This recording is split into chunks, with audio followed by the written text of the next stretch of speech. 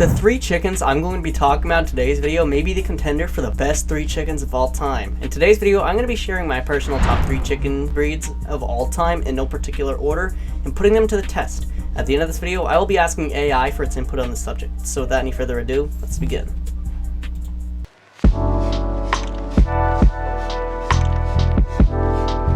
If you are a long-time viewer of this channel, then you know that barred rocks are easily one of, if not my favorite chicken of all time. But is that really true? To find out, we're going to be putting them to the test, which scores them based on their size, friendliness, egg production, and price, and just my personal score. Barred rock chickens are a decent size, clocking in at about 14 inches tall and being about 26 inches long, and weighing up roughly 4 to 7 pounds on average. This allows them to be put in a flock with average-sized nesting boxes and fit in with 75% of the chickens. For this reason, I'll be giving them a 9.6 out of 10 on this subject. From my personal experience, barred rocks are pretty friendly. Some of them are a bit more friendly than others, but they're still generally friendly, and they are easy to hand feed if that is your goal. And most importantly, they're just fine around other people, but I will say they do a great job at remembering, so do not make any stupid mistakes in front of them that'll affect them, since they will remember that. So I'll be giving them a 9.2 out of 10 in this subject. On average, barred rocks will produce roughly 240 to 290 eggs per year, making them one of the best entry-level chickens, although they do slow down after roughly 3 years. So for that reason, I'll be giving them a 9.7 out of 10 due to their perfection in this subject.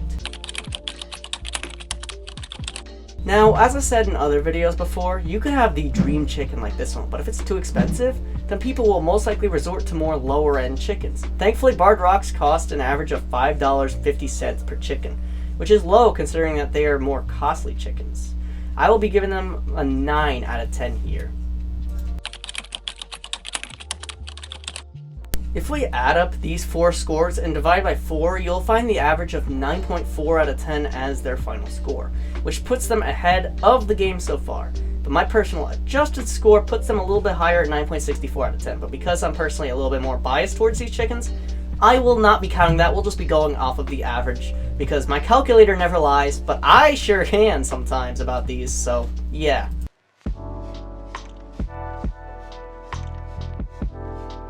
Easter eggers are not actually chicken breeds, but rather just a term to collect many different subdivisions of Americana chickens that aren't quite pure Americana chickens.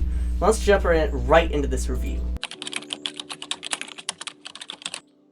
Since Easter eggers are a bit more varied, I'd say they're a bit different in terms of sizes. Some of them are on the smaller size and others are a lot bigger. And from my personal experience, they're roughly 12 to 14 inches tall and are about 19 inches long and can weigh anywhere from 4 to 5 pounds on average. Since they are smaller, that means they can fit perfectly into smaller coops, so I'll give them a 9 out of 10 because sometimes that can be used against them. Sometimes predators like preying on smaller chickens, and this is the perfect target. They're also not that intelligent, but that's for another video. Once again, these chickens are very hit or miss, but I have noticed that some are less friendly than others. Some of my Easter eggers are the friendliest chickens that I know and are highly intelligent, while others are dumber than a bag of rocks. In fact, make that 2 bags of rocks. I'll be giving them a 7 out of 10 in this category, which may cost them the top spot if the next aren't absolutely perfect scores. On average, Easter eggers can lay anywhere from 180 to 265 eggs per year. And the best part about them is that they're varied significantly in color. Some of the eggs are just a dull blue, while others are a cool little navy green color. That's specifically green queens. And since people like buying eggs with variety, I'll be giving them the upper hand here. I'll give them an absolutely crazy score, 10 out of 10 in this category because of their numerous opportunities.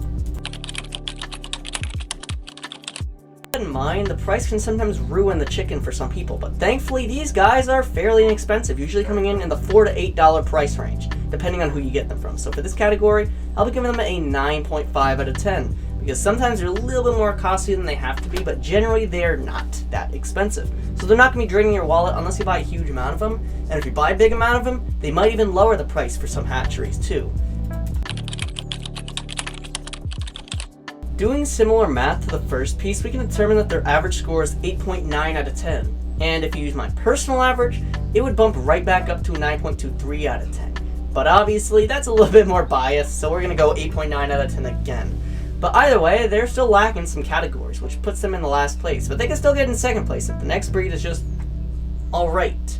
And guys, the craziest plot twist that's about to happen in the next breed. You're about to be absolutely stunned if you watch my channel for a long time.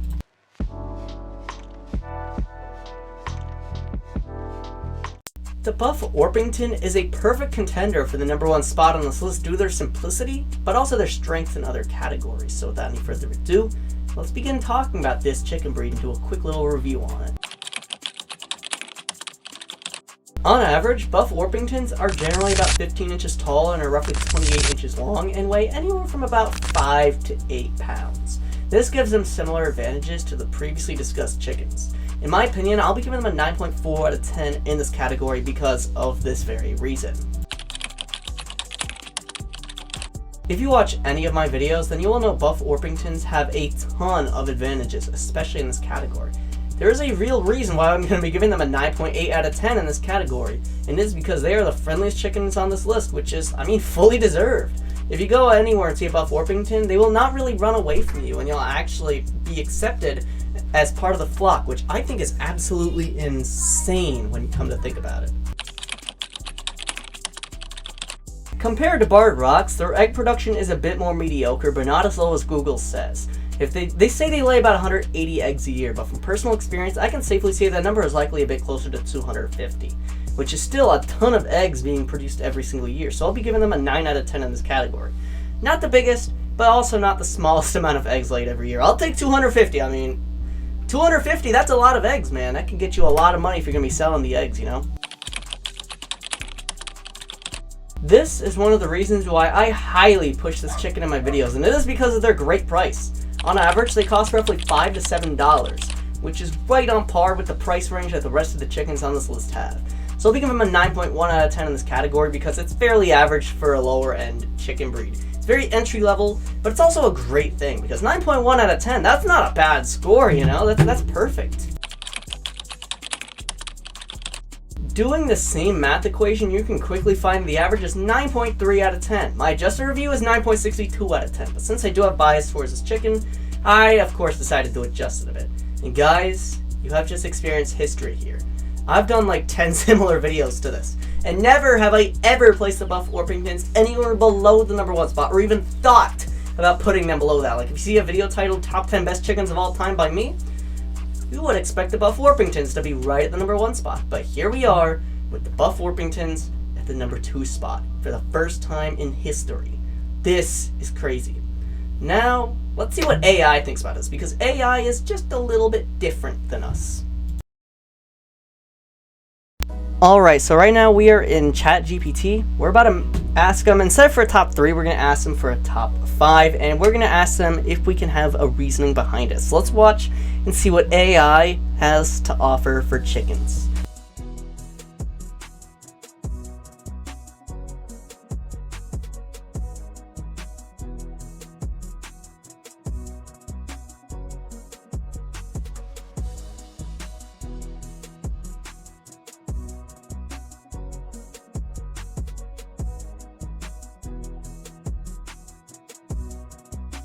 Alright, so this is what AI has to say.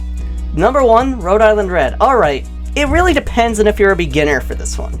Like, really, if you're a beginner, Rhode Island Red's not really the greatest option. But if you've already had like a couple breeds of chickens, Rhode Island Reds are pretty good. Alright, Leghorn. That's valid. I'd say that's valid. Not #2 valid. But like, once you get used to in the flow of raising chickens, I could see you raising Leghorns up to #2. They're a little bit flighty, but I'd say that's pretty valid.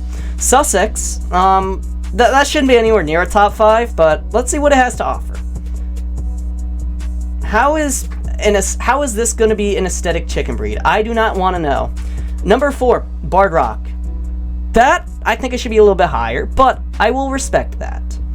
The Orpington, the buff Orpington. Yo, we got it on the list. I mean, at least it acknowledges the fact that this chicken even exists, which I'm glad it does, because I would, like, you know, crash out if it didn't.